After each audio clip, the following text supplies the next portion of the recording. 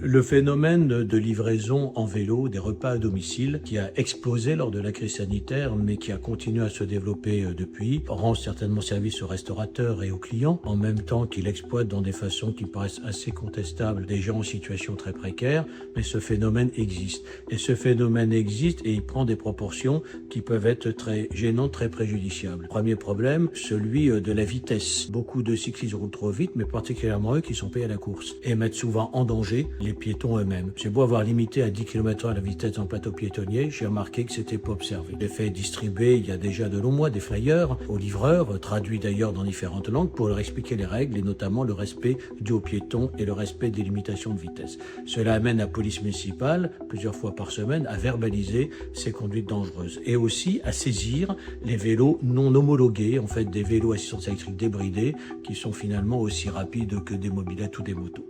Et puis, ces phénomènes aussi de regroupement, souvent le soir, la nuit, sont extrêmement bruyants, parfois entravent certains passages. J'ai décidé de signer un arrêté instaurant des zones d'exclusion, des zones blanches, et des zones d'attente, pour ne plus qu'ils puissent prendre commande sur leur appareil quand ils sont installés en hypercentre sous les fenêtres et que leur bruit empêche ceux qui sont au-dessus de dormir, ou lorsqu'ils sont dans des endroits où ils entravent la circulation, en créant en substitution des zones d'attente, les zones d'attente plus éloignées des habitations, comme la place Saint-Étienne, ou encore la place de la République, ou encore la place Mazet pour sa partie la plus éloignée. C'est un phénomène qu'on ne peut pas empêcher, c'est un phénomène qu'il faut réguler. Et si chacun observe les règles, ça se passera bien mieux.